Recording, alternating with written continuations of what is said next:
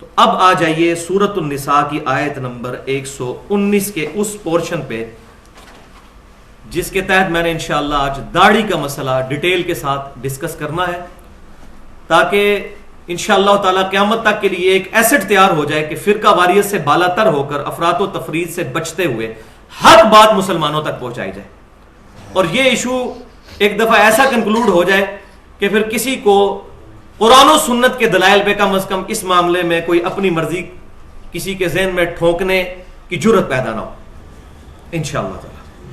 تو آج 24 مارچ 2012 ہفتے کے دن، یہ میں نے ڈیٹ اس لیے بول دی کہ اس سے پہلے بھی میں نے بعض اوقات داڑھی کے مسائل بیان کیے ہیں، اس میں کچھ چیزیں آج مختلف آ جائیں گی، لہٰذا اگر وہ چیزیں ایسی تھیں کہ جو میرے فہم کے مطابق اس وقت تھیں تو ان میں رجوع ہوگا آج کے لیکچر کی وجہ سے۔ اگر میں کوئی ایسی بات بیان کرتا ہوں، آئے گی تو نہیں لیکن ایک آدھ بات پہ مجھے شک ہے، تو آج 24 مارچ 2012 کو یہ انشاءاللہ داڑھی کا مسئلہ کنکلوڈ ہوگا۔ تو یہ آیت سورۃ النساء آیت نمبر 119 کا یہ حصہ نکال لیجئے جو ٹاپ آف دا لسٹ شیطان کا وسوسہ ہے۔ بسم اللہ الرحمن الرحیم۔ وَلَآمُرَنَّهُمْ، اور بالضرور میں ان کو حکم دوں گا، فَلْيُغَيِّرُنَّ خَلْقَ اللَّهِ، کہ پس بالضرور وہ اللہ کی بنائی ہوئی تخلیق کو بدل دیں گے۔ یعنی اللہ نے بنایا تھا مرد، لیکن وہ داڑھی کو ختم کر کے عورتوں کی مشابہت اختیار کر لیں گے، یہ بھی اس میں داخل ہے۔ وَلِعَاذُ بِاللَّہ۔ وَمَن يَتَّخِذِ الشَّيْطَانَ وَلِيًّا، اور جو کوئی بھی شیطان کو اپنا یار بنا لے گا، من دون اللہ، اللہ کو چھوڑ کر، فقد خسر خسرانا مبینا، تو بے شک وہ خسارے میں پڑ گیا، اور ایسے خسارے میں جو کھلا خسارہ ہے جس میں کوئی شک ہی نہیں ہے، جو اللہ تعالیٰ کو چھوڑ کر شیطان کی پیروی کرنا شروع ہو گیا۔ کیا مطلب؟ کہ اللہ تعالیٰ کی نازل کردہ شریعت، امام کائنات صلی اللہ علیہ وسلم کی مبارک تعلیمات کو چھوڑ کر ان کے مقابلے پر جو شیطان کے وسوسے ہیں ان کی پیروی اس نے کرنی شروع کر دی۔ تو یہ ہے آیت جس کے تحت داڑھی کا مسئلہ انشاءاللہ آج ڈسکس ہوگا۔ تو پہلے یہ بات سمجھ لیجئے کہ عربی زبان کے اندر داڑھی کے لیے لحیہ کا لفظ استعمال ہوتا ہے، اور عربی ڈکشنری القاموس کے مطابق لحیہ یا داڑھی نچلے جبڑوں پر اگنے والے بالوں کو کہتے ہیں، اور اس میں یہ بچی کے بال بھی داخل ہیں داڑھی میں، لیکن یہ رخسار کے بال جو اوپر والے جبڑوں پہ آتے ہیں اور یہ گلے کے بال جو یہ گلے پہ اگے ہوتے ہیں یہ داڑھی میں شامل نہیں ہے۔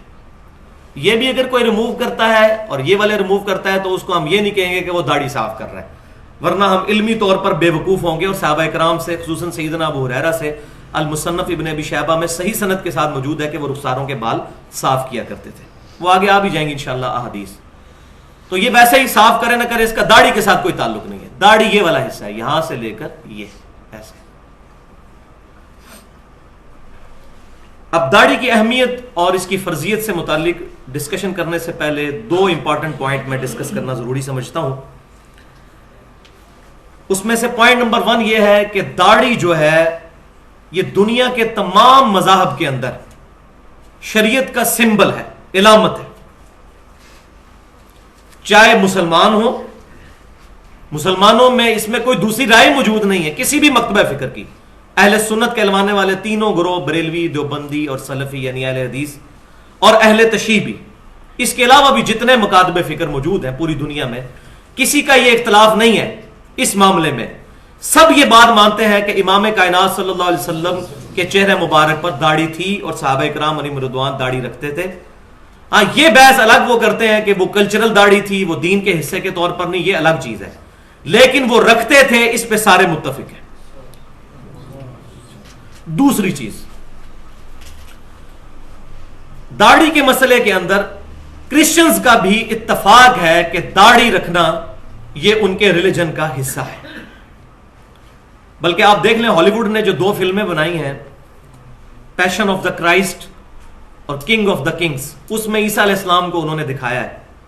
اسی طریقے سے ایران والوں نے بھی عیسیٰ علیہ السلام پر ایک فلم بنائی ہے، وہ تو چلے مسلمان ہیں، لیکن جو کرسچنز نے بنائی ہے ہالی ووڈ نے، ان دونوں فلموں میں عیسیٰ علیہ السلام کا جو کریکٹر دکھایا گیا اس میں داڑھی دکھائی گئی ہے. اسی طریقے سے سیدنا موسیٰ علیہ السلام جو یہودی سمجھتے ہیں کہ ہم ان کے فالوور ہیں، ان پر بھی ایک فلم بنی ہے 10 کمانڈمنٹس کے نام سے، ایک بیہودہ فلم. اس میں موسیٰ علیہ السلام کو دکھایا ہے، ان کے بھی چہرے مبارک پہ داڑھی والا معاملہ انہوں نے کریکٹر کے طور پر وہاں دکھایا ہے.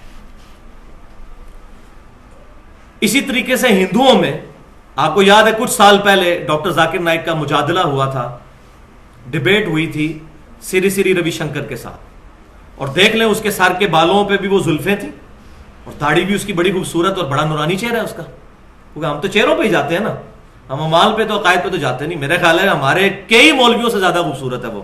اگر داڑھی پہ اور خوبصورتی پہ فیصلے ہونے ہیں تو اس کے چہرے پہ بہت نور ہے، اور اس کی داڑھی دیکھ لیں کم از کم مٹھی تو ہے، وہ انٹرنیٹ کے اوپر پڑی ہوئی ہیں اس کی ویڈیوز.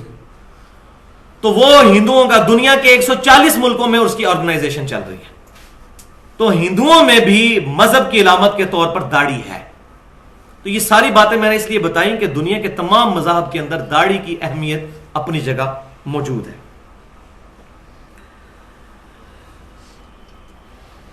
اسی طریقے سے اسی ٹاپک کے اوپر ایک درس بھی دیا ہے، ایک لیکچر ہے ڈاکٹر ذاکر نائک کا، if label shows your intent wear it. اگر گیٹ اپ جو ہے آپ کا جو لیبل ہے جسم کے اوپر، وہ آپ کی شناخت کو پریزنٹ کرتا ہے، نمائندگی کرتا ہے، تو ضرور اپنائیں اس کو. اور اس میں 3 باتوں کو اس نے مسلمانوں کی علامت قرار دیا ہے. نمبر 1 سر ڈھانپنا، ٹوپی کے ذریعے، پگڑی کے ذریعے، رومال کے ذریعے، کسی بھی ذریعے سے. نمبر 2 داڑھی، اور نمبر 3 شلوار ٹخنوں سے اوپر کرنا. یہ لیکچر انگلش میں ہے لیکن بہت زبردست لیکچر ہے. آج سے تقریباً میرا خیال ہے کوئی 12-13 سال پرانا اس کا لیکچر ہے. بڑی اچھی گفتگو، میں نے بھی آج سے 3-4 سال پہلے وہ دیکھا تھا، لیکن مجھے خوشی ہوئی. اور اس میں اس نے الحمدللہ جو لوگ ننگے سر رہنے کو پروموٹ کرتے ہیں ان کا بڑے صحیح طریقے سے علمی رد بھی کیا اس نے. تو وہ لیکچر ضرور دیکھیں. داڑھی پر گفتگو کرتے ہوئے ایک بات یہ بھی ذہن میں رکھنی چاہیے کہ جہاں تک محبت رسول کا تقاضا ہے تو یہ تمام دلائل دینے کی ضرورت ہی نہیں ہے. جب یہ بات ایک محب رسول صلی اللہ علیہ وسلم کو بات پتہ چل جائے کہ نبی صلی اللہ علیہ وسلم داڑھی رکھتے تھے تو اس کے لیے اس کو کاپی کرنا ویسے ہی ضروری ہے.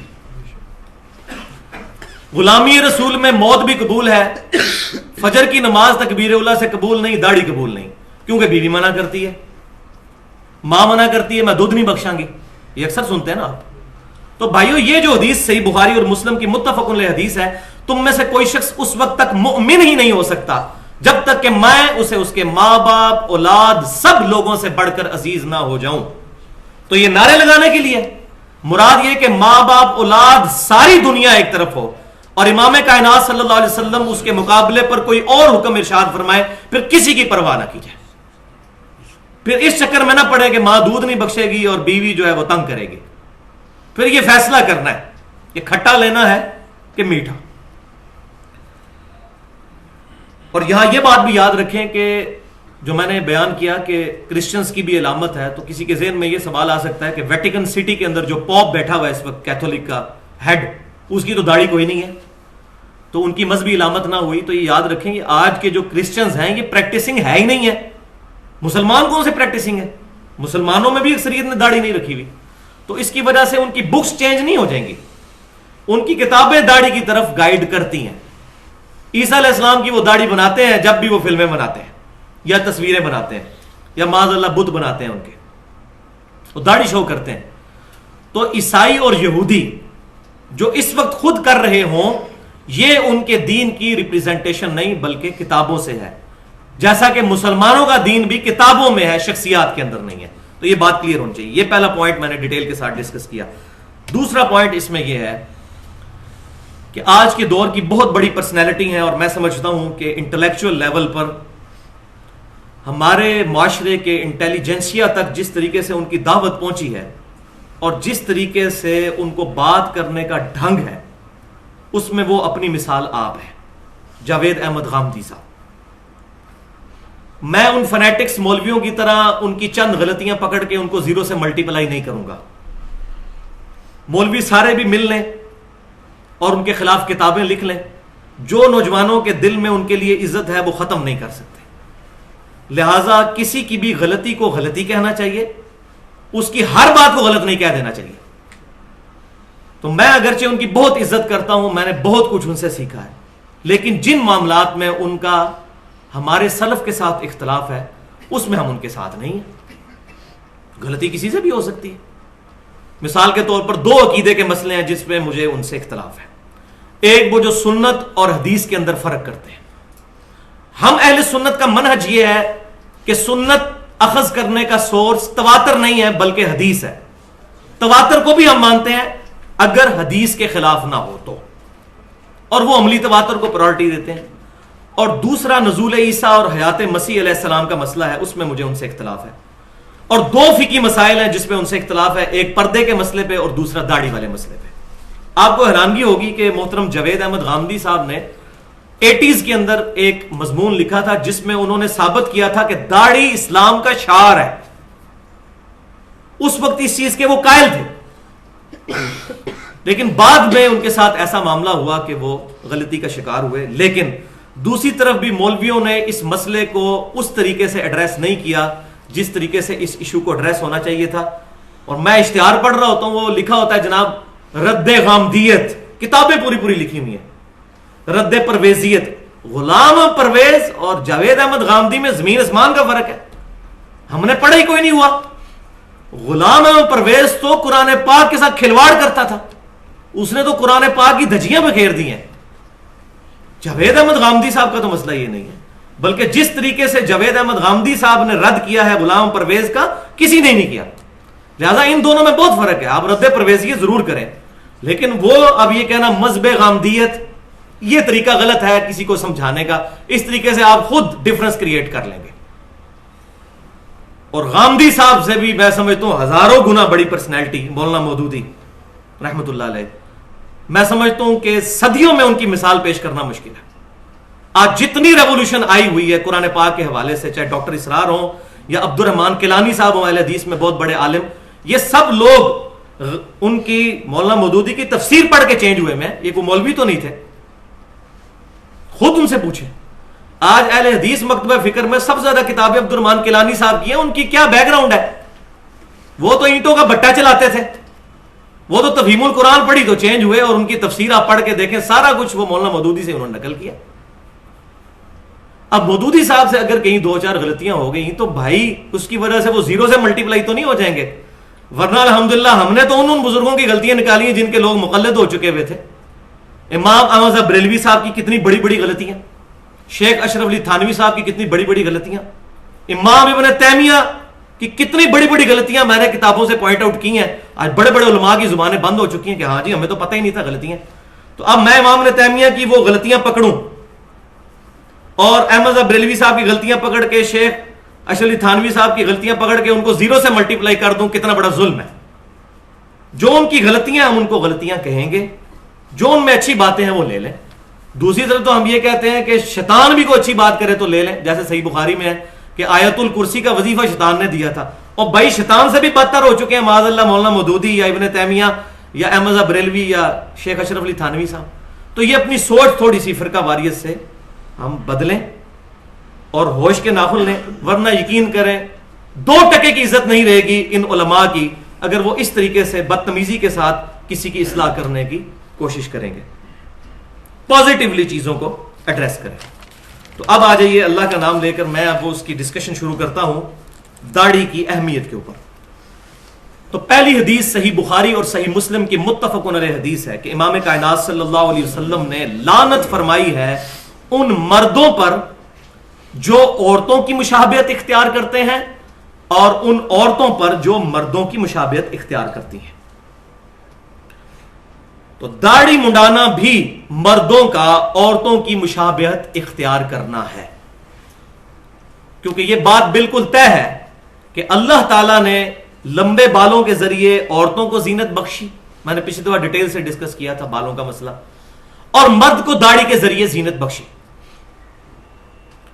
عورت کے اگر داڑھی مونچھ کے بال نکل آئے تو اس کے لیے صاف کرنا فرض ہے، اور مرد کے نکلیں گے تو اس کے لیے رکھنا فرض ہے، کیونکہ اس کا حکم موجود ہے.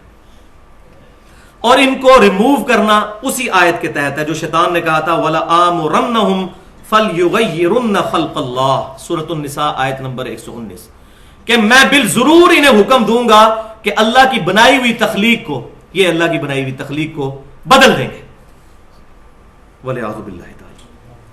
دوسری حدیث صحیح بخاری اور صحیح مسلم کی، سیدنا عبداللہ بن عمر رضی اللہ تعالی عنہما روایت کرتے ہیں کہ آپ صلی اللہ علیہ وسلم نے ارشاد فرمایا، داڑیاں بڑھاؤ اور مونچھیں پست کرو، مشرکین کی مخالفت کرو اس عمل کے ذریعے۔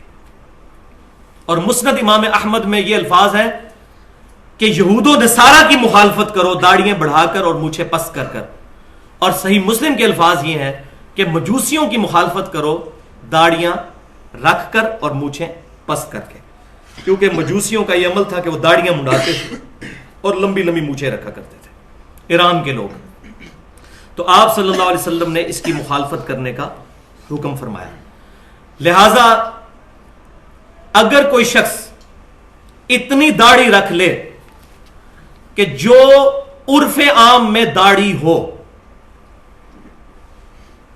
تو اپنی عقل سے صرف سوچ لیجئے کہ جو بندہ داڑھی منڈاتا ہے، مجوسی منڈاتے تھے نا، اس کے مقابلے پہ اگر کوئی شخص اتنی داڑھی رکھ لے کہ عرف عام میں اس کو داڑھی بولا جاتا ہو، وہ کم از کم اس وعید سے باہر نکل جائے گا جو یہود و نصارہ یا مجوسیوں یا آتش پرستوں یا مشرکین کے بارے میں ہے۔ لیکن لیکن لیکن سنت یہ ہوگی، سنت پر وہ مکمل عامل اسی وقت ہوگا جب کم از کم ایک مٹھی داڑھی اس کی ہوگی، وہ آگے ڈیٹیل آ جائے گی۔ سنت کی کیٹیگری میں اسی وقت وہ فال کرے گا، البتہ اس وعید سے باہر نکل جائے گا جو لعنت فرمائی گئی ہے، کیونکہ وہ پرٹیکولر داڑھی منڈانے کے بارے میں ہے۔ اب داڑھی پر گفتگو کرنے سے پہلے ایک حدیث کا اصول سمجھ لیجئے، بنیادی اصول۔ اب میں چونکہ ٹیکنیکل گفتگو کر رہا ہوں کیونکہ بڑے لوگوں کو تکلیف ہوگی، لیکن انشاءاللہ تعالی ابھی تک تو بڑے بڑے علماء کے ساتھ یہ ڈسکشن کیا وہ لاجواب ہے۔ اب ویڈیو ریکارڈ ہوگی تو ساری چیزیں آ جائیں گی ریکارڈنگ میں، کوئی مسئلہ ہی نہیں رہے گا انشاءاللہ تعالی کسی کو۔ ایک اصول حدیث سمجھ لیجئے، یہ پیٹ رول ہے حدیث کا کہ حدیث کے فہم کو سب سے زیادہ حدیث کا راوی جانتا ہے، اس میں کوئی دوسری رائے نہیں ہے۔ اور یہ بات الحمدللہ اہل سنت کہلوانے والے تینوں گروہ، بریلوی، دیوبندی اور اہل حدیث کو تو بالخصوص یہ بات پتہ ہے، کیونکہ وہ فاتح خلف امام والے مسئلے میں جان ہی اسی جگہ سے چھڑاتے ہیں۔ اہل حدیث کا جو سٹانس ہے، اصحاب الحدیث کا، اہل السنہ کا، اہل تقلید کے بارے میں اس مسئلے میں جو اختلاف ہے فاتح خلف امام پہ، وہاں جان ہی یہاں سے چھوٹتی ہے جبکہ راوی کا فہم مانا جاتا ہے۔ صحیح مسلم میں حدیث ہے کہ سیدنا ابو ہریرہ رضی اللہ تعالیٰ عنہ روایت کرتے ہیں کہ نبی صلی اللہ علیہ وسلم نے ارشاد فرمایا، اس کی نماز ناقص ہے، ناقص ہے، ناقص ہے جو سورۃ الفاتحہ نہیں پڑھتا۔ پھر انہوں نے ڈیٹیل حدیث بیان کی۔ جب ان کے ساتھیوں نے پوچھا کہ جب ہم امام کے پیچھے ہوتے ہیں تو کیا کریں، تو انہوں نے ارشاد فرمایا، اقرا بہا فی نفسک۔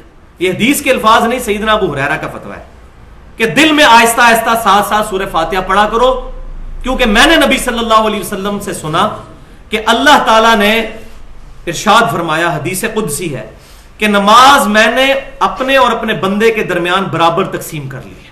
پوری نماز سورہ فاتحہ کو ارشاد فرمایا۔ جب میرا بندہ کہتا ہے الحمدللہ رب العالمین تو میں کہتا ہوں میرے بندے نے میری حمد کی۔ جب وہ کہتا ہے الرحمن الرحیم تو میں کہتا ہوں میرے بندے نے میری صفات کا اقرار کر لیا۔ جب وہ کہتا ہے مالک یوم الدین تو میں کہتا ہوں میرے بندے نے میری بزرگی کا اعتراف کر لیا۔ جب وہ کہتا ہے ایاک نعبد و ایاک نستعین تو یہ میرے اور میرے بندے کے درمیان کامن ہے، یہ بانڈ ہے۔ اے اللہ ہم صرف تیری عبادت کرتے ہیں اور غائب میں مدد کے لیے، دعا کے لیے صرف تجھی کو پکارتے ہیں، پس میرے بندے نے جو مانگا میں نے اسے عطا کیا۔ اور جب وہ کہتا ہے اہدنا الصراط المستقیم سے لے کر ولضالین آمین تک تو میرے بندے نے جو مجھ سے مانگا میں نے اس کو عطا کر دیا۔ الحمدللہ۔ یہ حدیث سیدنا ابو ہریرہ کی صحیح مسلم میں انہوں نے پوری اپنی بات کی دلیل پہ بیان کی۔ تو حدیث کے راوی ہیں سیدنا ابو ہریرہ رضی اللہ تعالیٰ عنہ، اور فتویٰ بھی ان کا ہے اقرا بہا فی نفسک۔ دل میں آہستہ آہستہ پڑھ.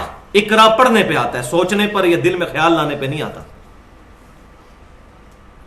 اب راوی کا فہم مانا جائے گا. اس کے مقابلے پر ایک حدیث ہے جو جامعہ ترمذی میں صحیح سند کے ساتھ سونے کی مور صحیح روایت ہے. سیدنا جابر بن عبداللہ رضی اللہ تعالیٰ عنہ کا قول ہے کہ فاتحہ کے بغیر نماز نہیں ہوتی مگر یہ کہ تم امام کے پیچھے ہو.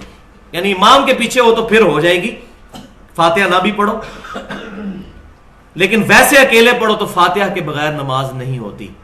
یہ سیدنا جابر بن عبداللہ رضی اللہ تعالیٰ عنہ کا قول ہے. امام ترمذی نے اس کے ساتھ لکھا ہے ھذا حدیث حسن صحیح. یہ صحیح حدیث ہے.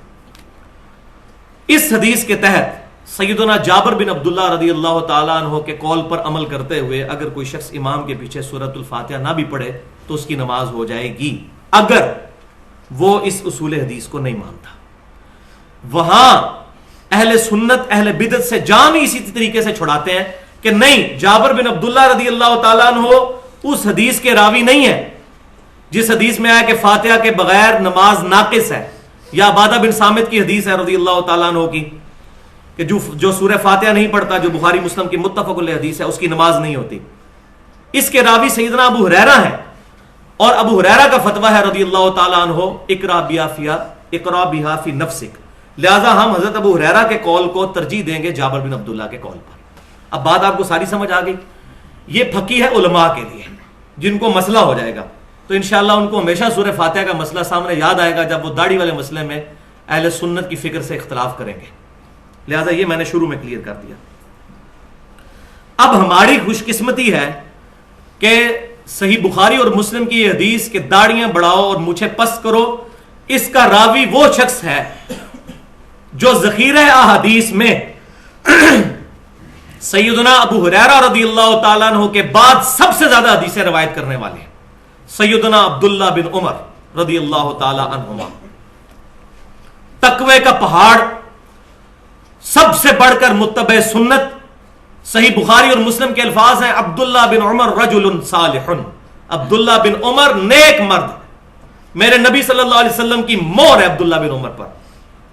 اور بیسیکلی یہ مور ان غیر مقلدین کی پشت پر ہے جو عبداللہ بن عمر کو داڑھی کٹانے کی وجہ سے بدعتی کہتے ہیں. والعیاذ باللہ. آج میں ان کی ایسی کلاس لوں گا انشاءاللہ کہ آج کے بعد کسی کی جرأت نہیں ہوگی صحابہ کرام کی گستاخی کرنے کی. نبی صلی اللہ علیہ وسلم ہمارے رجل صالح، اور ایسا نیک مرد کہ باپ امیر المومنین ہے. جامعہ ترمذی کھول کر دیکھیں، حج تمتع پہ پابندی لگائی، بغاوت کر دی اپنے باپ کے خلاف اور کہا کہ میرے باپ پہ شریعت نازل نہیں ہوئی ہے، شریعت محمد رسول اللہ پر نازل ہوئی ہے صلی اللہ علیہ وسلم. نبی صلی اللہ علیہ وسلم نے ہمیں حج تمتع کی اجازت دی، ہم حج تمتع کریں گے. کسی کی پرواہ نہ کرنے والا شخص وہ ہیں عبداللہ بن عمر رضی اللہ تعالی عنہما.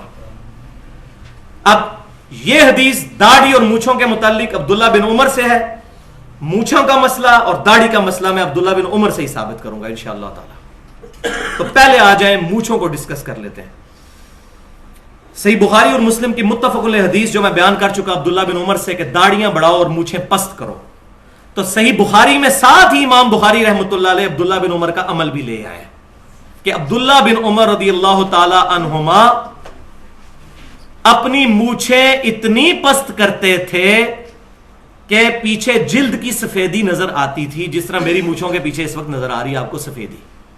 اتنی پست کرتے، مونڈنا کوئی ثابت نہیں ہے، پست کرتے تھے. تو یہ سیدنا امام بخاری رحمۃ اللہ علیہ نے تعلیقاً روایت کیا ہے، اور پوری سند کے ساتھ یہ بات امام طحاوی رحمۃ اللہ علیہ کی جو کتاب ہے مانی الآثار، حدیث کی بہت زبردست کتاب ہے، اس میں موجود ہے پوری سند کے ساتھ. امام بخاری نے صرف اس کو ہیڈنگ کے طور پر شکر ہے وہ شامل کر دیا تاکہ فہم کلیئر ہو جائے. اب اس مسئلے میں دوغلی پالیسی سے بچنا چاہیے. اگر حدیث پر جاتے ہیں تو جتنے لوگ بھی بریلوی مکتبہ فکر اور دیوبند مکتبہ فکر اور اہل حدیث کے اندر مونچھیں صاف کرتے ہیں تو وہ اس حدیث کے خلاف چل رہے ہیں، اگر وہ حدیث کے فہم کو عبداللہ بن عمر رضی اللہ تعالی عنہما کے مطابق نہیں لیتے. مونچھیں صاف کرنا تو پھر مسئلے کے زمرے میں آئے گا. لیکن الحمدللہ ہم مقلد نہیں ہیں اور نہ غیر مقلد ہیں. کہ اپنی مرضی سے رزلٹ نکالیں. ہم سلف کے منہج پر کتاب و سنت کو صحابہ تابعین تبع تابعین کے فہم کے مطابق. نبی صلی اللہ علیہ وسلم سے مونچھیں مونڈنا قطعاً ثابت نہیں, کسی صحابی سے ثابت نہیں, کسی تابعی سے ثابت نہیں. ایک بندہ ہے تبع تابعی, سیدنا سفیان بن عیینہ رحمت اللہ علیہ, المتوفا 193 ہجری. تمام اسماء و رجال کی کتابوں میں موجود ہے کہ وہ مونچھیں صاف کرتے تھے. اب جب لوگوں نے مونچھیں صاف کرنی ہوتی ہیں تو سفیان بن عیینہ کے پاس جا کے پناہ لیتے ہیں, تبع تابعی کے پاس, کہتے ہیں نہیں ہمارے سلف ہیں. اور داڑھی کے مسئلے میں عبداللہ بن عمر کو بدعتی کہتے ہیں. یہ عقل کا ماتم ہی کیا جا سکتا ہے ان لوگوں کی. جب مونچھیں صاف کرنے کی اپنے نفس کی باری آتی ہے تو پھر تبع تابعین میں جا کے پناہ لیتے ہیں. تو الحمدللہ ہم دوغلی پالیسی نہیں کرتے. چونکہ سفیان بن عیینہ تبع تابعی ہیں اور ان کے مونچھیں صاف کرنے کے عمل پر کسی نے ان کو بدعتی نہیں کہا ہمارے سلف میں سے, لہٰذا ہم مونچھیں صاف کرنے کو بھی جائز سمجھتے ہیں. بالکل اسی طرح جس طرح کے داڑھی کے بعد مٹھی کے بعد داڑھی کاٹنے کو جائز سمجھتے ہیں عبداللہ بن عمر رضی اللہ تعالی عنہما کے عمل کی وجہ سے. اور یہاں وہ حدیث بھی یاد کر لیجئے جو صحیح مسلم میں حدیث ہے کہ آپ صلی اللہ علیہ وسلم نے 40 دن کی حد مقرر فرمائی ہے مونچھیں کاٹنے اور زیر ناف بال کاٹنے, اکھیڑنے یا صاف کرنے, اور بغلوں والے بال صاف کرنے اور ناخنوں کے بارے میں 40 دن. تو مونچھوں کے لیے 40 دن. اور ایک اور حدیث مجھے یاد آ گئی یہاں چلتے چلتے, وہ صحیح مسلم کے اندر حدیث موجود ہے کہ نبی صلی اللہ علیہ وسلم نے ارشاد فرمایا کہ فطرت میں 10 چیزیں داخل ہیں. ان میں پہلی چیز مونچھیں تراشنا اور دوسری داڑھیوں کا بڑھانا, اور باقی چیزیں میں پچھلی دفعہ بیان کر چکا ہوں. تو یہ فطرت میں بھی داخل ہے, مونچھوں کا تراشنا اور داڑھیوں کا بڑھانا. لیکن اگر کوئی شخص مونچھیں صاف کرنے کو کسی جماعت کی نشانی بنا دے گا تو یہ پھر بہت ظلم ہو جائے گا. جس طرح ہمارے سامنے تبلیغی جماعت ہے, ٹھیک ہے ہمیں ان کے منہج سے ضرور اختلاف ہے, لیکن جتنا وہ دین کا کام کر رہے ہیں اس میں ہم ان کے ساتھ ہیں. منہج اپنا صحیح کریں, کتاب و سنت پر جو بات کرتے ہیں کہ اللہ کے احکامات کو نبی صلی اللہ علیہ وسلم کے طریقوں پر پورا کرنا, تو اللہ کے احکام قرآن سے پتہ چلیں گے, نبی صلی اللہ علیہ وسلم کے طریقے بخاری اور مسلم سے پتہ چلیں گے. تو فضائل اعمال کی بجائے وہ قرآن پاک سے درس شروع کریں تو بہت اچھی بات ہے.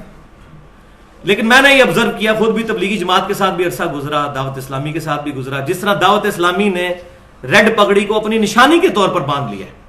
ہمیں جو یہ گرین پگڑی سے کوئی اختلاف نہیں, گرین کپڑے بھی نبی صلی اللہ علیہ وسلم سے پہننا ثابت ہے, یہ کلر میں کوئی مسئلہ نہیں, لیکن اس کو نشانی کے طور پہ اپنانا یہ چیز پھر کنڈیمنیبل ہے. اسی طریقے سے تبلیغی جماعت میں جو جائے مونچھیں صاف کرنا شروع کر دے اور اس کو اپنی نشانی بنا لے کہ ہماری جماعت کی نشانی ہے, یہ امت میں تفرقہ بازی ڈالنا ہے. یہ کام نہیں ہونا چاہیے. کوئی رکھ لیں کوئی نہ رکھے, اس طریقے سے مکس کام چلنا چاہیے. اب آ جائیے دوسری چیز جو داڑھی ہے جس پہ میں نے ڈسکشن کرنی ہے. تو صحیح بخاری اور مسلم کی متفق علیہ حدیث ہے کہ امام کائنات صلی اللہ علیہ وسلم نے فرمایا کہ داڑھیوں کو معافی دو, واعف اللحا, داڑھیوں کو معافی دو اور مونچھیں پست کرو اور مشرکین کی مخالفت کرو. یہ حدیث نمبر ہے 5892. نمبر میں اس لیے ساتھ بتا رہا ہوں انٹرنیشنل کیونکہ یہ کریٹیکل ہے. اس کے ساتھ ہی اسی سند پہ عبداللہ بن عمر رضی اللہ تعالیٰ عنہ کا عمل بھی لکھا ہوا ہے. یہ تعلیقاً نہیں ہے, سند کے ساتھ ہے کہ عبداللہ بن عمر رضی اللہ تعالیٰ عنہ حج اور عمرے کے موقع پر اعلانیہ پبلکلی, حج اور عمرے پہ تو سارے اکٹھے ہوئے ہوتے ہیں نا, اور مجھے تو خوشی ہے کہ حج عمرے پہ یہ کام کرتے تھے تاکہ کوئی کہ چھپ کے کیا ہے تو پتہ ہی نہیں چلا. حج عمرے پہ کرتے تھے, 40,000 صحابہ زندہ تھے, کسی نے نہیں ان پہ بدعت کا فتویٰ لگایا, ورنہ ہماری کتابوں میں آ گیا ہوتا. حج اور عمرے کے موقع پر وہ مٹھی کے بعد داڑھی یوں مٹھی پکڑتے داڑھی کی اور مٹھی کے بعد داڑھی کاٹ دیتے. آپ یہ نہ سمجھے میں کاٹتا ہوں الحمدللہ میری سچی داڑھی ہے, مجھے ضرورت ہی نہیں کاٹنے کی. 34 سال کی عمر میں بھی داڑھی اتنی ہے کہ سچی داڑھی الحمدللہ. بال جو ہیں وہ مٹھی سے بڑے ہوئے ہیں, یہ دیکھ لیں کتنے بڑے ہوئے ہیں, لیکن ضرورت نہیں پڑتی کاٹنے کی. اگر کوئی ایسی داڑھی ہو کہ جس کو دیکھ کے لوگ گھن کھائیں تو اس میں تو میں ضرور کاٹتا, پھر اس کو سنت کے مطابق کرتا, تاکہ داڑھی کی عظمت لوگوں کے دلوں میں یہ نہیں ہے کہ ایک پوچھل یہاں سے لٹکی ہوئی ہے اور پاکی پلیتی کا دھیان کرنا بھی مشکل ہو گیا ہے. یہ داڑھی سے نفرت دلانے والی بات ہے, یہ صرف بے سمجھی ہے. وہ آگے آ جائیں گی حدیثیں. آج تو میں یہ بھی کلیئر کروں گا کہ حضور کی اپنی داڑھی کتنی تھی. جو جھوٹ بولا جاتا ہے کہ سینہ بڑھتی تھی, وہ بھی آج آ جائے گا انشاءاللہ تعالی. تو حج اور عمرے کے موقع پر وہ یہ کام کرتے تھے, کاٹ دیتے تھے. اور مٹھی یہ ہوگی, یہ بعض جدید مولویوں نے کہا جی مٹھی یہ ہے. یہ مٹھی بھائی میرے, یہ مٹھی بہت بعد میں آئی ہے, ایسے 200-250 سال پہلے کہ 2 مٹھیاں جوڑی جائیں تو 1 فٹ بنتا ہے. یہ ڈکشنری کی مٹھی بعد میں آئی ہے. یہ صحابہ کے فرشتوں کو بھی نہیں پتا کہ یہ مٹھی بعد میں کسی نے بنانی ہے. یہ مٹھی نہیں ہے. مٹھی میں داڑھی پکڑتے ہیں, جب پکڑنا ہے تو ایسے کر کے پکڑنا ہے, یوں یہ پکڑنا ہے, یہ پکڑ کے وہ کاٹا کرتے تھے. یہ صحیح بخاری میں موجود ہے حج اور عمرے کے موقع. اب ہم فنیٹک بھی نہیں ہیں. ایک ضعیف حدیث موجود ہے جامعہ ترمذی میں کہ نبی صلی اللہ علیہ وسلم اپنے طول سے داڑھی کو کاٹتے تھے اور عرض سے بھی کاٹ کے داڑھی کو چھوٹا کیا کرتے تھے, لیکن حدیث ضعیف ہے, ترمذی میں ہے. اس میں عمر بن ہارون متروک ضعیف راوی ہے, اس کی حدیثیں ترک کی گئی ہیں, ضعیف روایت ہے, وہ ہم پیش نہیں کر رہے.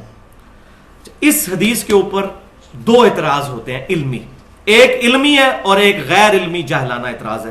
میں دونوں اعتراض بیان کر کے ان کو انشاءاللہ تعالی کنکلوڈ کرتا ہوں.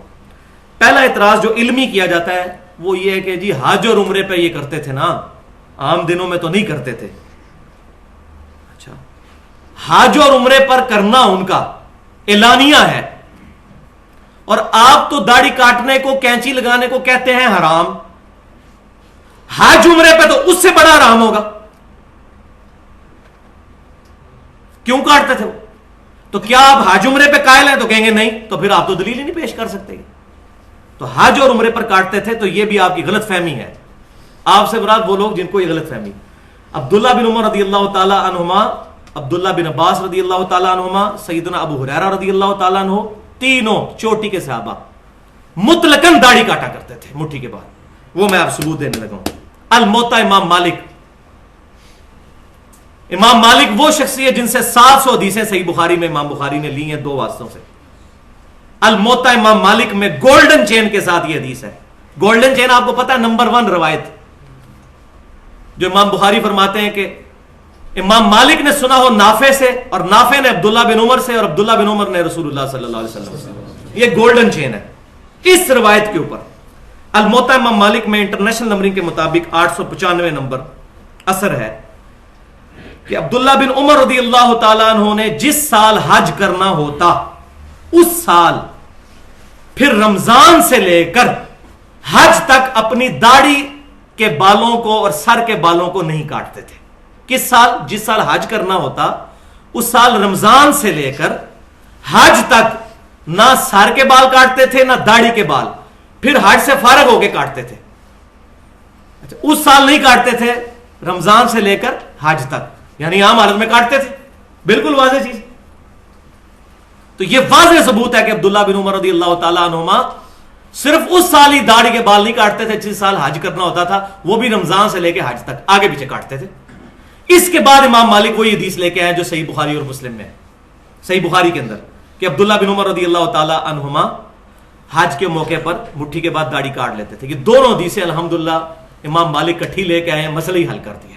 جیسا کہ صحیح بخاری میں تو صرف یہی تھا کہ سیدنا عمر رضی اللہ تعالیٰ عنہ نے ابی ابن کعب اور تمیم داری رضی اللہ تعالیٰ عنہما کو حکم دیا تھا کہ وہ رمضان میں لوگوں کو تراویح پڑھائیں. صحیح بخاری میں رکعتیں کوئی نہیں ہے اس کے ساتھ. الموطا امام مالک میں یہ روایت لے کے امام مالک نے اگلی روایت پھر لی ہے کہ ان کو حکم دیا کہ 11 رکعتیں پڑھائیں, 8 رکعت تراویح اور 3 وتر. تو یہاں بھی امام مالک نے امت پہ احسان کیا ہے, دونوں چیزیں جمع کر کے مسئلہ ہی حل کر دیا.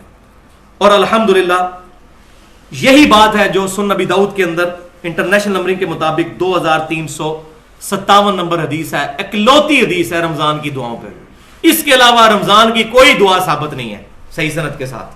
یہ اکلوتی حدیث ہے کہ عبداللہ بن عمر رضی اللہ تعالی عنہما رمضان میں جب روزہ افطار کرتے تو پڑھتے ذهب الظمأ وابتلت العروق وثبت الاجر انشاءاللہ. یہ سنی ہوئی ہے نا دعا, شکر ہے. اسی کے آگے اگلی پورشن بھی ہے جو بیان ہی نہیں کیا جاتا. وہ ان کے شاگرد کہتے ہیں کہ عبداللہ بن عمر رضی اللہ تعالیٰ عنہ یہ دعا پڑھتے اور کہتے ہیں نبی صلی اللہ علیہ وسلم یہ دعا پڑھا کرتے تھے کہ پیاس مٹ گئی, رگیں تر ہو گئیں اور ہمارا اللہ کے حضور اجر پکا ہو گیا. اور پھر ساتھ ہی وہ راوی کہتے ہیں کہ ایک یہ کام میں نے عبداللہ بن عمر کو کرتے ہوئے دیکھا, اور دوسرا میں نے یہ دیکھا کہ عبداللہ بن عمر مٹھی کے بعد داڑھی کاٹ دیا کرتے تھے. اس میں حج عمرے کا ذکر نہیں ہے, مٹھی کے بعد داڑھی کاٹ دیا کرتے تھے. یعنی انہوں نے کہا کہ میں نے یہ دو عمل عبداللہ بن عمر کو کرتے ہوئے دیکھے ہیں, ایک یہ دعا پڑھتے ہوئے. اب کوئی اس حدیث کو ضعیف کرنے کی کوشش کرے نا, دعا ہی فارغ ہو جائے گی, وہ کہیں نہیں کرے گا. شیخ البانی بھی صحیح کہتے ہیں, شیخ زبیر علی صحیح صاحب بھی صحیح کہتے ہیں. دنیا کا کوئی محدث جرت ہی نہیں کر سکتا اس حدیث کو ضعیف کہنے کی. الحمدللہ یہ والا مسئلہ بھی کلیئر ہو گیا. بلکہ شیخ زبیر لزئی صاحب کی تو ویڈیوز انٹرنیٹ پہ پڑی ہوئی ہیں, انہوں نے تو بالکل صحیح بات, ننگی بات کر دی ہے کہ صحابہ کا اجماع ہے کہ مٹھی کے بعد داڑھی کاٹنا جائز ہے. اجماع انہوں نے لفظ استعمال کیا, واقعی اجماع ہے, مخالفت پہ کوئی بات ہی نہیں ملتی. جب مخالفت نہیں ہوگی تو اجماع تصور ہوگا. تو دوسرا اعتراض ہے غیر علمی اور جاہلانہ اعتراض. اب چونکہ وہ اعتراض ہے, اب کیا کریں؟ اعتراض کو تو پھر دور کرنا ہے کہ جی یہ تو عبداللہ بن عمر کا ذاتی عمل ہے, یہ معاذ اللہ عبداللہ بن عمر نے بعد میں حضور کے یہ بدعت کر دی. نبی صلی اللہ علیہ وسلم تو ثابت تو نہیں ہے, ہم نے تو دیکھنا ہے نبی صلی اللہ علیہ وسلم نے کیا کیا. عبداللہ بن عمر نے ان کے اگر خلاف کیا ہے تو یہ خلاف کا ڈیسیژن آپ کریں گے؟ پورے 1400 سال میں, یہ 14ویں صدی کے مولویوں سے پہلے کسی محدث نے کہا کہ عبداللہ بن عمر نے خلاف سنت کام کیا. چیلنج ہے میرا, پیش کریں. حدیث کے بڑے بڑے امام گزرے ہیں, وہ تو اس کو فہم سمجھتے ہیں عبداللہ بن عمر کا, کہ انہوں نے تو صحیح فہم استعمال کیا ہے کہ عبداللہ بن عمر رضی اللہ تعالیٰ عنہ صحابی ہیں, ان کا عمل بھی ہمارے لیے حجت ہے. ہاں اگر ان کا عمل نبی صلی اللہ علیہ وسلم سے ٹکرائے گا اور باقی صحابہ بھی یہ بات کہہ دیں گے کہ یہ عمل ان کے خلاف ہے, تب ہوگا. ورنہ آ جائیں پھر میدان میں, پھکی بھی لے لیں. اس کا جواب میں نے پھر دینا دو پھکیوں کے ذریعے. پہلی پھکی یہ ہے کہ نبی صلی اللہ علیہ وسلم نے کتنے دن تراویح جماعت سے پڑھی ہے؟ 3 دن. صحیح بخاری اور مسلم میں تمام ذخیرہ حدیث میں موجود ہے. اب جو چوتھے دن پڑھے گا وہ نبی صلی اللہ علیہ وسلم کی سنت پہ تو عمل نہیں کر رہا. لہذا سعودی عرب میں, مکہ مدینہ میں بھی یہ 3 دن کے بعد تراویح ختم کروائی جائیں, پاکستان میں بھی ختم کروا دی جائیں, کیونکہ نبی صلی اللہ علیہ وسلم تو ثابت نہیں ہے. اور نہیں جی حضرت عمر نے, وہ ابو بکر صدیق سے بھی ثابت نہیں رضی اللہ تعالیٰ. حضرت عمر کے بھی شروع کے سالوں میں نہیں ہے, وہ صحیح بخاری اور مسلم میں موجود ہے. کچھ سال گزرنے کے بعد انہوں نے یہ کام شروع کیا. نہیں جی حضرت عمر, تو حضرت عمر کدھر آ گئے جی بیچ میں؟ آپ حضرت عمر کے جا کے آپ دامن میں پناہ لے رہے ہیں. اب کہاں گیا مسئلہ کہ نبی صلی اللہ علیہ وسلم کا عمل ہم نے دیکھنا ہے تو بند کروائے. جو چندے اکٹھے کرتے ہیں رمضان کے اندر 27 دن چندے اکٹھے کرنے ہوتے ہیں نا, تو بند کروائے. 3 دن کے بعد تراویح تالا لگائیں مسجدوں کو, فرض نماز کے بعد بند کروائے. انہیں جی صحابہ کا عمل ہے. اور بھائی اب آپ کو بات سمجھ آئے گی کہ صحابہ اکرام کا اگر اجماع ہو جائے اور صحابہ میں اختلاف نہ پایا جاتا ہو, وہ عمل اسی طریقے سے حجت ہے جس طرح کہ نبی صلی اللہ علیہ وسلم کا اپنا عمل ہے. کسی بھی صحیح حدیث سے یہ ثابت نہیں کہ نبی صلی اللہ علیہ وسلم نے ظہر کی 4 رکعتیں ایک سلام سے پڑھی ہوں. آپ 2 سلام سے پڑھتے تھے, 2 الگ 2 الگ. یہ صحابہ سے ثابت ہے ایک سلام سے پڑھنا, ہم اسی لیے جائز سمجھتے ہیں. کوئی نہیں کہتا کہ جی حضور سے ٹکرا رہا ہے لہذا آپ 2 کر کے پڑھیں لادہ سے, وہ بھی افضل ہے, یہ بھی جائز ہے. تو یہ مسئلہ سمجھیں, غیر مقلد نہ بنے, نہ مقلد بنے نہ غیر مقلد بنے, متبع سنت بنے. غیر مقلد تو منکرین حدیث بھی ہیں جو اپنی مرضی سے رزلٹ نکالتے ہیں. غیر مقلد تو غلام پرویز بھی تھا جو اپنی مرضی سے رزلٹ نکالتا تھا. سر سید احمد خان دین کا جنازہ نکالا ان لوگوں نے. غیر مقلد تو وہ بھی تھے. نہ مقلد نہ غیر مقلد, متبع سنت اور سلف کے منہج پر کتاب و سنت کو سمجھیں. تو یہ تو ہوگی پہلی پھکی. اب دوسری پھکی ہے, یہ ہے وہ خطرناک پھکی جس کی وجہ سے الحمدللہ سارے علماء کا ہاضمہ جو ہے وہ صحیح ہو چکا ہے جب سے یہ حدیث میں نے نکالی ہے باہر. الحمدللہ بڑے بڑے علماء کی زبانیں بند ہو گئی ہیں اس کی وجہ سے. اب تو ڈرتے ہیں اس مسئلے کو ہاتھ ڈالتے ہوئے. یہ حدیث, یہ میں کوئی علماء کی توہین نہیں کر رہا, نہ میں کوئی نئی چیز پہ, اگر میں نے کوئی حدیث گاڑ لی ہے خود تو پھر بھائی علم کسی کی وراثت نہیں ہے. ذالک فضل اللہ یؤتی من یشاء, اللہ تعالیٰ جس کو عطا فرماتا ہے. یہ پھکی نمبر 2 یہ ہے کہ رسول اللہ صلی اللہ علیہ وسلم کی اپنی داڑھی کتنی تھی. عبداللہ بن عمر پہ حملہ ہوا ہے تو ہم تو دفاع کریں گے. عبداللہ بن عمر کو فتح مکہ کے موقع پہ تو مسلمان نہیں ہوئے, یہ تو سابقون الاولون ہے, ہم تو دفاع کریں گے ان کا کہ عبداللہ بن عمر رضی اللہ تعالیٰ عنہ پر غلط ایلیگیشن لگائی گئی. اب یہ مسئلہ سن لیجئے کہ عبداللہ بن عمر رضی اللہ تعالیٰ عنہما پر جو یہ ایلیگیشن لگی, عبداللہ بن عمر رضی اللہ تعالیٰ عنہما کیوں مٹھی کے بعد داڑھی کو کاٹا کرتے تھے, یہ مسئلہ اب آپ سمجھ لیں. اس کی وجہ کیا ہے؟ یہ علماء کو سمجھ نہیں آتی تھی کہ یار اتنا تقوی کا پہاڑ یہ کام کیوں کرتا تھا. یہ مسئلہ الحمدللہ اس حدیث نے حل کیا جو ایک ہی اکلوتی حدیث ہے ذخیرہ حدیث میں, جس کا غلط ترجمہ پبلک میں چل رہا ہے. حضور کی داڑھی سینہ بھرتی تھی, حضور کی داڑھی سینہ بھرتی تھی, معاذ اللہ استغفر اللہ. اتنا بڑا جھوٹ نبی صلی اللہ علیہ وسلم پر باندھا جاتا ہے. وہ حدیث کا ترجمہ ہی غلط کرتے ہیں. وہ حدیث میں آپ کو بتاتا ہوں کہاں پہ موجود ہے. ایک ہی حدیث ہے دنیا میں جس میں نبی صلی اللہ علیہ وسلم کی داڑھی کی حید بتائی گئی ہے, اور وہ حدیث ہے شمائل ترمذی کے اندر. امام ابو عیسیٰ محمد بن عیسیٰ ترمذی رحمۃ اللہ علیہ المتوفا 279 ہجری 417 احادیث کا مجموعہ انہوں نے شمائل ترمذی جمع فرمایا, جس کے اندر انہوں نے نبی صلی اللہ علیہ وسلم کے گیٹ اپ سے متعلق احادیث جمع کی ہیں. آپ صلی اللہ علیہ وسلم کی داڑھی مبارک کیسی تھی, بال مبارک کیسے تھے, لباس مبارک کیسا تھا, پگڑی کس کس کلر کی استعمال کرتے تھے, رہن سہن کیسا تھا. شمائل ترمذی اس میں انٹرنیشنل نمبرنگ کے مطابق 412 نمبر حدیث ہے, آخری چیپٹر میں, جس چیپٹر کا نام ہے نبی صلی اللہ علیہ وسلم کو خواب میں دیکھنے کا بیان. اور الحمدللہ دارالسلام والوں نے اس حدیث کا ترجمہ بھی چھاپ دیا ہے. کتاب کا نام ہے آنائے جمال نبوت صلی اللہ علیہ وسلم. یہ دارالسلام سے آپ کتاب لے لیں. اہل حدیث کے بہت بڑے تھم پاکستان کے اندر شیخ الحدیث حافظ عبدالستار حماد, ان کا ترجمہ ہے, دارالسلام نے چھاپا ہے.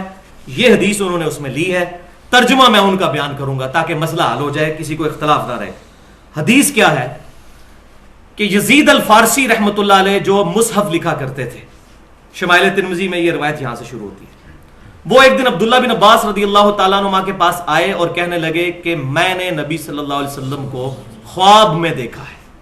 تو عبداللہ بن عباس رضی اللہ تعالیٰ عنہ نے فوراً فرمایا کہ بیان کرو, کیونکہ میں نے نبی صلی اللہ علیہ وسلم سے یہ بات سنی. اور کیا سنا؟ وہ بخاری اور مسلم میں بھی ہے کہ جس نے خواب میں مجھے دیکھا اس نے مجھے کو دیکھا, میری شکل میں شیطان نہیں آ سکتا جو میری شکل اپنی ہے. تو اس تابعی نے پھر وہ ڈیٹیل سے خواب بیان کی اپنی. اس خواب کے اینڈ پہ عبداللہ بن عباس رضی اللہ تعالی عنہما نے مور لگائی اور فرمایا کہ جو تو نے خواب بیان کیا, اگر تو اپنی زندگی میں بھی نبی صلی اللہ علیہ وسلم کو دیکھتا تو اس سے مختلف نہ پاتا. ایگزیکٹ یہی حلیہ نبی صلی اللہ علیہ وسلم کا تھا. یہ وہ حدیث ہے جس کی وجہ سے وہ داڑھی والے مسئلے میں کہتے ہیں سینہ بھرتی تھی, وہ ترجمہ غلط کرتے ہیں. ترجمہ انہوں نے صحیح کیا دارالسلام والوں نے الحمدللہ. وہ حدیث میں بیان کرتا ہوں. انہوں نے کیا کہا؟ انہوں نے کہا کہ میں نے نبی صلی اللہ علیہ وسلم کو دیکھا, آپ کا قد مبارک نہ بہت لمبا تھا نہ بہت چھوٹا بلکہ درمیانہ تھا. آپ صلی اللہ علیہ وسلم کا رنگ مبارک نہ بہت سفید تھا نہ بہت سیاہ تھا بلکہ گندمی مائل سفید تھا اور سرخ تھا. اور آپ صلی اللہ علیہ وآلہ وسلم کی آنکھیں مبارک سرمگی تھیں. آپ صلی اللہ علیہ وسلم کا چہرہ مبارک خوبصورت اور گول تھا. آپ صلی اللہ علیہ وآلہ وسلم کی داڑھی مبارک انتہائی گھنی اور پورے چہرے پر پھیلی ہوئی تھی اور سینے کے اس حصے تک تھی جس کو نحر کہتے ہیں. یہ نحر عربی زبان کا لفظ وہاں نحر. جائیں عربی کی ڈکشنری کھولیں, نہر کسے کہتے ہیں؟ نہر کہتے ہیں اس ہڈی کو جو یہ ہڈی یہاں سے شروع ہو کے شولڈر تک جاتی ہے, اس تک. یہ نہر آپ کرتے ہیں نا اونٹ کو بھی, تو نہر یہاں کرتے ہیں, اس کو پیٹ میں چلاتے ہیں, سینے میں, گردن میں. گردن کا وہ حصہ جو سینے سے ملا ہوتا ہے اس کو عربی زبان میں نحر کہتے ہیں. نحر یعنی نبی صلی اللہ علیہ وسلم کی داڑھی یہاں تک تھی, سینے پر تھی, اس حصے تک جس کو نہر کہتے ہیں. میری بھی تقریباً ادھر تک پہنچ چکی ہے نہر. جی ہاں, یہ نرم حصہ جہاں سے ختم ہوتا ہے اور یہ ہڈی شروع ہوتی ہے, یہ نہر. نہر. اور الحمدللہ ترجمہ دارالسلام نے بالکل صحیح کیا ہے کہ نبی صلی اللہ علیہ وسلم کی داڑھی مبارک گنجان, چہرہ مبارک کا احاطہ کیے ہوئے اور سینے کے ابتدائی حصے پر پھیلی ہوئی تھی. سینے کے ابتدائی حصے, یہاں سے سینہ شروع ہوتا ہے, ناف تک رہتا ہے سینہ, یہ ابتدائی حصہ ہے, آخری حصہ ناف ہے, یہاں تک پھیلی تھی. اللہ تعالیٰ جزائے خیر دے, بالکل صحیح ترجمہ کیا. جا کے ڈکشنری دیکھ لیں نہر. اس حدیث کو پڑھنے کے بعد یہ ہے جس کا غلط ترجمہ کیا سینہ بڑھتی تھی, اور کوئی کہتا ہے ناف سے نیچے تھی. معاذ اللہ, اتنی توہین کرتے ہیں. نبی صلی اللہ علیہ وسلم کی شکل مبارک ایسی ہوگی کہ لوگ دیکھ کے گھن کھا جائیں. اٹریکٹفل پرسنالٹی تھی آپ صلی اللہ علیہ وسلم کی. یہ نہیں ہے کہ جناب وہ بالکل جا رہی ہے, پاکی پلیدی کا بھی دھیان نہیں ہے, ایسی نہیں تھی داڑھی مبارک. جھوٹ. نہر, یہ نہر تک تھی. ہاں یہ تھی کہ وہ گنجان تھی نہر تک. اب یہ دیکھیں ذرا, یہ میرا اجتہاد ہے جس پہ علماء پریشان ہے. یہاں رکھیں مٹھی اور یہ داڑھی دیکھیں بالکل نہر پہ آتی ہے. تو عبداللہ بن عمر رضی اللہ تعالیٰ عنہ مٹھی کے بعد داڑھی اس لیے کاٹتے تھے کہ اپنی داڑھی کو حضور کی طرح کرنے کی کوشش کرتے تھے صلی اللہ علیہ وسلم. کیوں؟ یہ وہ شخص ہے جس نے صحیح بخاری اٹھا کے دیکھیں, حج کے سفر کے دوران وہاں سواری بٹھائی جہاں نبی صلی اللہ علیہ وسلم بٹھاتے تھے. وہاں پیشاب کیا جہاں نبی صلی اللہ علیہ وسلم پیشاب کرتے تھے، وہاں بیٹھ کے کھانا کھاتے تھے جہاں نبی صلی اللہ علیہ وسلم کھانا کھاتے تھے، ایک ایک چیز کو کاپی کرتے تھے. اسی طریقے سے وہ داڑھی کو بھی کاپی کرتے تھے کہ میری داڑھی نبی صلی اللہ علیہ وسلم کی طرح نظر آنی چاہیے، اس لیے وہ مٹھی کے بعد داڑھی کاٹ دیا کرتے تھے. الحمدللہ یہ صدیوں سے مسئلہ جو تھا یہ ریزالو ہوا ہمارے اس اجتہاد کے ساتھ، اور الحمدللہ یہ جب چیز سامنے آئی ہے اب کسی کی جرت نہیں کہ اس کا کوئی علمی جواب دے سکے. الحمدللہ. تو لیکن یہ فرقہ واریت سے بالا تر ہو کر چیزوں کو سننا چاہیے. داڑھی کو مذاق نہ بنائے. میں نہیں کاٹتا مٹھی کے بعد، دیکھ لیں میرے بات، لیکن میں مسئلہ غلط، میں پینٹ نہیں پہنتا لیکن جائز سمجھتا ہوں اس کو. اپنا کرنا نہ کرنا اور چیز ہے، لیکن شرعی فتویٰ نہیں لگے گا. لہذا یہاں پہ یہ بات یاد رکھیں کہ دونوں موقف ایکسٹریم پہ ہیں. پینڈولم کی دو ایکسٹریم ہے. ایک شیخ البانی کا موقف ہے. شیخ البانی یہ کہتے ہیں کہ مٹھی کے بعد داڑھی کاٹنا واجب ہے، جو کاٹتا نہیں وہ حرام کا مرتکب ہے. آپ انٹرنیٹ پہ شیخ البانی کی تصویریں پڑی ہوئی ہیں، میرے سے بھی چھوٹی داڑھی تھی ان کی. جو صحیح الالبانی، حسن الالبانی، البانی سارے کر رہے ہوتے ہیں پاکستان میں، ان کی اپنی داڑھی کتنی تھی ذرا دیکھیں. اور وہ کوئی شاگرد جس کی داڑھی لمبی ہوتی تھی مٹھی کے بعد پکڑ کے وہ ضرور کٹوا دیا کرتے تھے اور کہتے تھے واجب ہے کاٹنا. یہ ایک ایکسٹریم ہے، میں نہیں اس کو صحیح سمجھتا. دوسری ایکسٹریم وہ ہے جو 14ویں اور 15ویں صدی کے پاکستانی مولویوں کی، انڈیا کے مولویوں کی ہے، جو کسی سے بھی نہیں ثابت. پہلے 1400 سال میں کسی سے نہیں ثابت کہ جی مٹھی کے بعد داڑھی کاٹنا حرام ہے. کسی نے نہیں لکھا. یہ 14ویں صدی کی پیداوار ہے. مسئلہ ہے تو نکالیں. اچھا جی وہ کہتے ہیں جی آپ نکالیں سلف سے ثابت ہو کاٹنا، تو عبداللہ بن عمر سے بڑا سلف کون ہے بھائی؟ ہمارا تو سلف موجود ہے مونڈ، اور میں نے پورے دلائل دے دی. آپ ذرا دکھائیں کوئی ایک صحابی جس نے یہ کہا ہو کہ مٹھی کے بعد داڑھی کاٹنا حرام ہے. کسی نے عبداللہ بن عمر کو ٹوکا ہو تو واف اللحا کی تفسیر عبداللہ بن عمر ہی بتائیں گے جو حدیث کے راوی ہیں رضی اللہ تعالی عنہما، اللہ کی کروڑوں رحمتیں ہوں ان پر. اب تیسرا مسئلہ اس کے اندر، دو میں نے ایکسٹریم بتا دی کہ کاٹنا حرام اور ادھر کاٹنا واجب. تیسرا درمیان کا راستہ ہے، وہ یہ ہے کہ مٹھی کے بعد اگر کوئی داڑھی کاٹ لیتا ہے تو یہ جائز ہے. وہ میں نے سارے دلائل دے دیے. یہ مسئلہ بھی اجتہادی ہے. اگر وہ عبداللہ بن عمر کی طرح کاٹتا ہے تاکہ اپنی داڑھی کو حضور صلی اللہ علیہ وسلم کی طرح کرے تو اس کے لیے وہ افضل ہوگا کہ مٹھی کے بعد داڑھی کاٹے، اس کے لیے وہ افضل. یہ جو مشہور کیا ہے جی کوئی نہ، جو بعض لوگ جس طرح شیخ زبیر علی زئی صاحب کا موقف ہے، میں ان کے ساتھ نہیں اس مسئلے پہ ایگری کرتا. وہ کہتے ہیں کہ مٹھی کے بعد کاٹ لو تو جائز ہے، نہ کاٹو تو افضل ہے. میں یہ کہتا ہوں کہ نہ کاٹو یہ افضل ہے. یہ کہاں لکھا ہوا ہے؟ حدیث کا راوی تو عبداللہ بن عمر کاٹتے تھے. نہ کاٹو افضل کہاں لکھا ہوا ہے؟ کاٹنا افضل اگر نہیں لکھا ہوا تو نہ کاٹنا افضل بھی کہیں نہیں لکھا ہوا. او جی عبداللہ بن عمر کا اپنا اجتہاد تھا، اور خدا کے لیے اس کو اجتہاد مانیں گے تو پھر تو ٹھیک ہے. اگر آپ ان کو یہ کہیں گے کہ عبداللہ بن عمر رضی اللہ تعالیٰ کے ہم اجتہاد کو نہیں مانتے، تو پھر اگر راوی کے مسئلے کو ماننا ہے تو اس کا مطلب ہے کہ داڑھی بڑھانے کا مطلب یہ ہے کہ مٹھی داڑھی ہونی چاہیے. تو ہم اس طرف بھی نہیں جاتے، ہم درمیان میں رہتے ہیں. ہم کہتے ہیں کہ یہ دو اجتہادی مسئلے تیسرے پوائنٹ پہ بنیں گے جو درمیان والا ہے. ایک یہ ہے کہ اگر کوئی عبداللہ بن عمر کی طرح کاٹتا ہے کہ میری داڑھی نبی صلی اللہ علیہ وسلم سے بڑی نہیں ہونی چاہیے، اس کو اس نے نیت پہ ثواب ملے گا. دوسرا وہ موقف ہے کہ کوئی کہتا ہے کہ جی نبی صلی اللہ علیہ وسلم چونکہ نہیں کاٹتے تھے میں نہیں کاٹتا، اور اس کی داڑھی مٹھی سے بھی بڑی ہو جاتی ہے، ادھر تک بھی پہنچ جاتی ہے، اس کو بھی ثواب ملے گا. اس کے لیے وہ افضل ہے. کاٹنے والے کے لیے بھی افضل ہے. یہ نیت پہ ڈیپینڈ کرتا ہے. دلیل دونوں کے پاس کوئی نہیں ہے. دلیل اگر کسی کی مضبوط ہے وہ کاٹنے والے کی ہے اگر آپ عبداللہ بن عمر والے مسئلے میں جائیں تو. البتہ یہ کہیں نہیں ہے کہ مٹھی کے بعد داڑھی کاٹنا حرام ہے. لہٰذا دونوں ایک دوسرے کے اوپر تان نہ کریں. ہم خود نہیں کاٹتے تو یہ وہ مسئلہ ہے جس پہ میں نے رجوع کیا. میں پہلے خود میں بھی یہ کہا کرتا تھا کہ مٹھی کے بعد نہ کاٹنا بہتر ہے، لیکن اب میں اس سے رجوع کرتا ہوں. میرا موقف یہ تمام دلائل کے بعد یہ ہے کہ مٹھی کے بعد نہ کاٹنا بہتر اس کے لیے ہے جو یہ سمجھتا ہے کہ نبی صلی اللہ علیہ وسلم نے نہیں کاٹی، اور مٹھی کے بعد کاٹنا بہتر اس کے لیے ہے اور افضل ہے اس کے لیے جو اپنی داڑھی کو نبی صلی اللہ علیہ وسلم کی طرح کرنے کی کوشش کرتا ہے، اور جس میں ہمارے سلف ہیں عبداللہ بن عمر رضی اللہ تعالیٰ عنہما. تو میں نے یہ بتا دیا، پہلے بھی میں بتا چکا ہوں، میں دوبارہ ریپیٹ کر دیتا ہوں. اس میں کڑوی گولی اسی کانٹیکسٹ میں وہ یہ ہے کہ جو لوگ مٹھی کے بعد داڑھی نہیں کاٹتے، شیطان نے ان کو ایسے اپنے ہتھے چڑھایا ہے کہ وہ مستحب سے کرنے کے چکر میں حرام کے مرتکب ہو جاتے ہیں. اور وہ حرام کیا ہے وہ سن لیں آپ. سنن نبی داؤد کے اندر انٹرنیشنل نمبر کے مطابق 36 نمبر حدیث ہے، اور سنن نسائی کے اندر 5067 نمبر حدیث ہے صحیح سند کے ساتھ. کہ نبی صلی اللہ علیہ وسلم نے ایک صحابی سیدنا رویف رضی اللہ تعالیٰ عنہ، رویف بن ثابت رضی اللہ تعالیٰ عنہ سے فرمایا کہ تیری لمبی عمر ہوگی، جب تجھے کوئی میرا امتی ملے تو میری طرف سے اس کو یہ پیغام پہنچا دینا کہ محمد صلی اللہ علیہ وسلم اس سے بری ہے جو اپنی داڑھی کو گرا لگاتا ہے۔ دیکھ کتنے سخت وعید ہے۔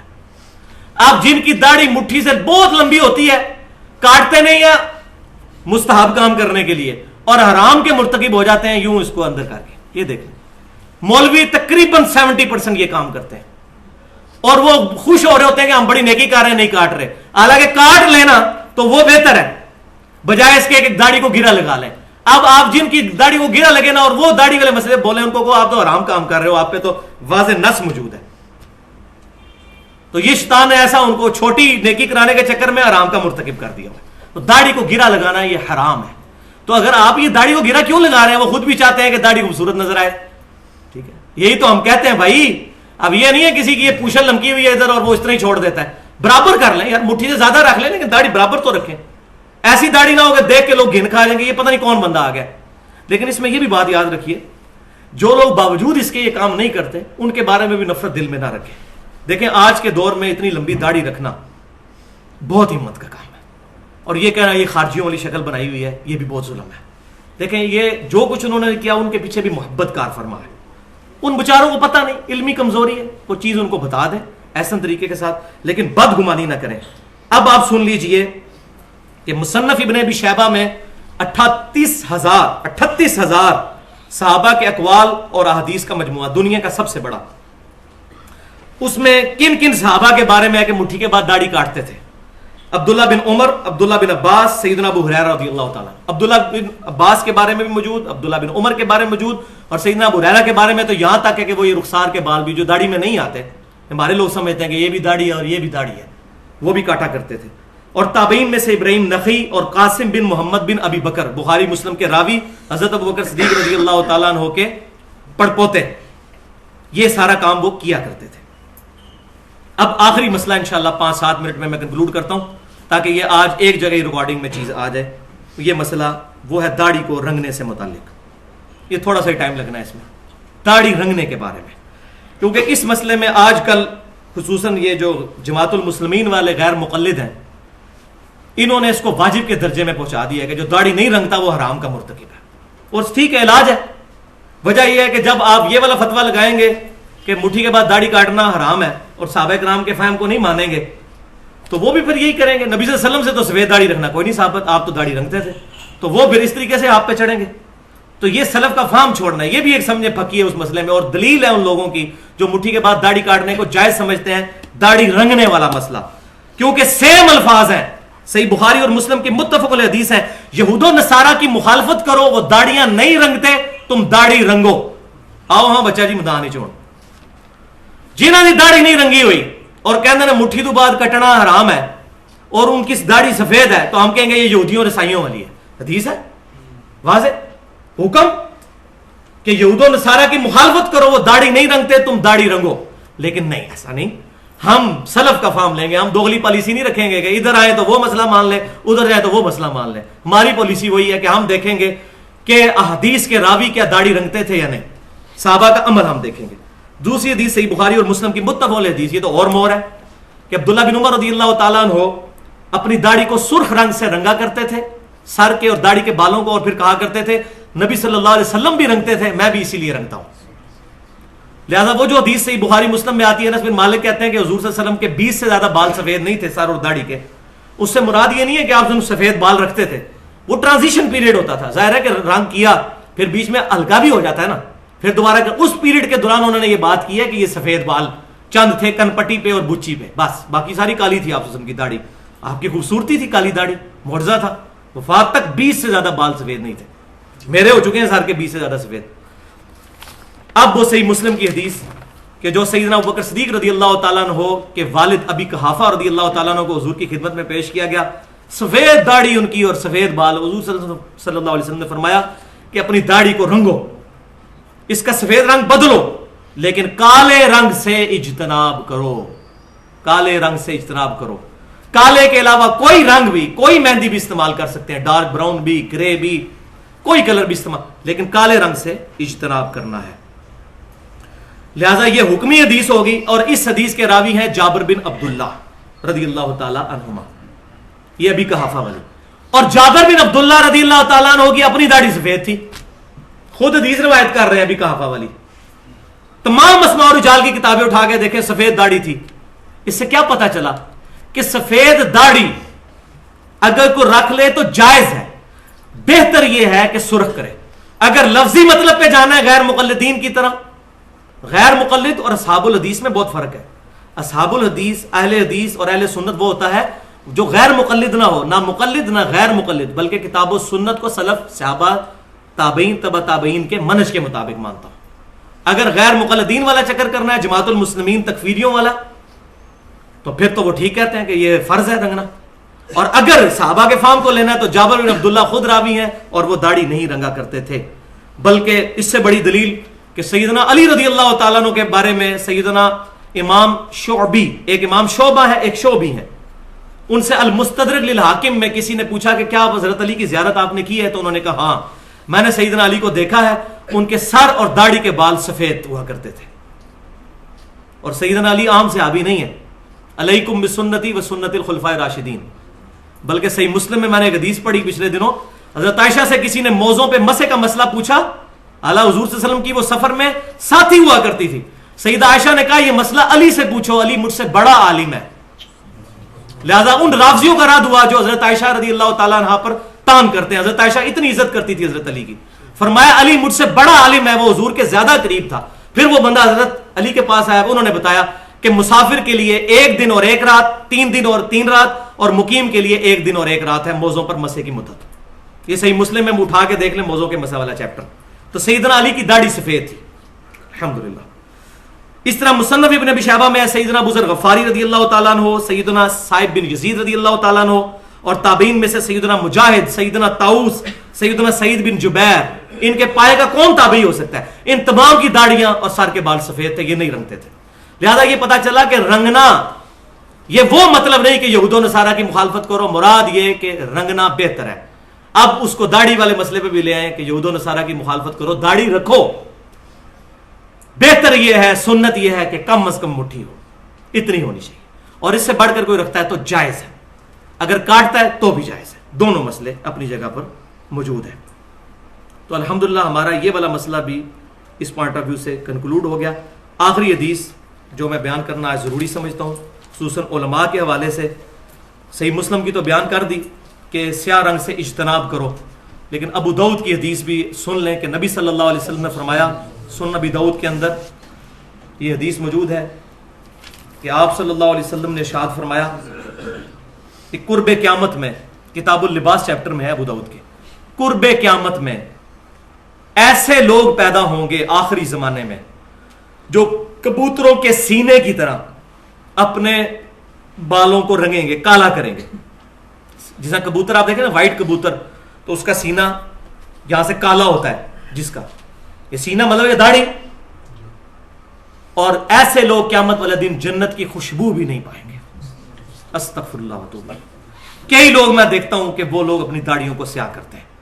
آج تک اگر مسئلہ پتہ نہیں تھا، توبہ کریں، رجوع کریں، اللہ معاف کرنے والا ہے، اللہ تبارک و تعالیٰ غفور الرحیم ہے۔ تو یہ داڑھی مسلمان کی پہچان ہے، نبی صلی اللہ علیہ وسلم سے محبت کا تقاضا ہے۔ وہی بات ڈاکٹر ذاکر نائک والی میں کروں گا، وہ لیکچر ضرور دیکھیں۔ If label shows your intent wear it. 3 چیزیں ایک مسلمان مرد کی نشانیاں ہیں: سر کو ڈھانپنا، ٹوپی سے، رومال سے، پگڑی سے، کسی بھی چیز سے، دوسرا شلوار ٹخنوں سے اوپر، پینٹ ٹخنوں سے اوپر، اور تیسرا داڑھی رکھنا۔ یہ 3 مسلمان کی نشانیاں ہیں، اس کا اہتمام کریں۔ مسلمان عورت کی نشانی حجاب کرنا ہے، اس میں بھی چہرے کا پردہ۔ شیخ البانی صاحب کو اس موقف میں غلطی لگی، تو جو لوگ یہاں شیخ البانی صاحب کو بہت بڑا بزرگ مانتے ہیں تو ان کو تو اپنی عورتوں کے نقاب اتروا دینے چاہیے، اگر وہ البانی صاحب کو ہر مسئلے میں صحیح مانتے ہیں۔ الحمدللہ ہم کتاب و سنت کو سلف کے منہج پہ مانتے ہیں، غلطی کسی کو بھی لگ سکتی، مجھے بھی لگ سکتی ہے، ٹھیک ہے۔ تو الحمدللہ اس مسئلے میں بریلوی دیوبندی اہل حدیث کا اتفاق ہے کہ چہرے کا پردہ ہے۔ میں خود دعوت اسلامی میں بھی رہا 10 سال، تو اس وقت بھی اس کے بعد بھی میں بریلوی تھا، میری شادی ہوئی، میری وائف کو پہلے دن سے نقاب کرواتے تھے، کبھی زندگی میں ایسا لمحہ نہیں آیا، شکر ہے میں البانی صاحب سے متاثر نہیں تھا، ورنہ شاید میں چہرے کا نقاب اتروا دیتا. تو حالانکہ وہ خود اپنے گھر والوں کو کرواتے تھے، کہتے تھے یہ تقوی ہے وہ فتویٰ ہے. حالانکہ وہ فتویٰ کوئی نہیں، میں نے پچھلی دفعہ ڈیٹیل سے بتایا، انشاءاللہ موقع ملا عورتوں کے پردے کے اوپر ڈیٹیل سے میں ڈسکس کروں گا. سر ڈھانپنے کے بارے میں آخری بات سن لیجئے.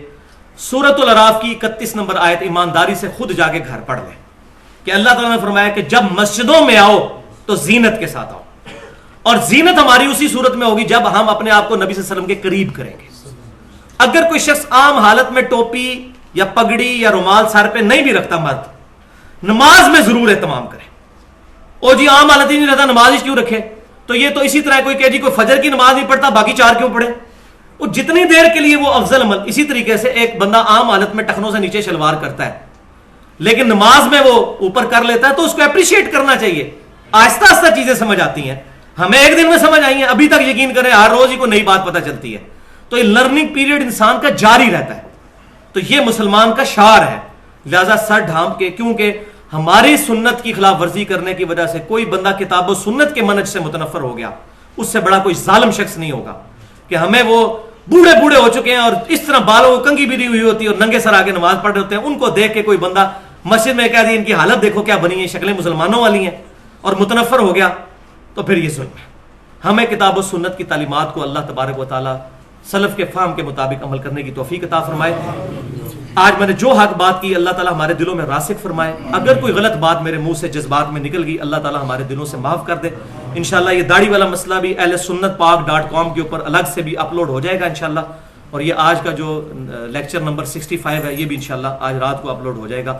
سبحانک اللہم و بحمدک اشہد ان لا الہ الا انت استغفرک و اتوب الیک وما علینا الا البلاغ المبین.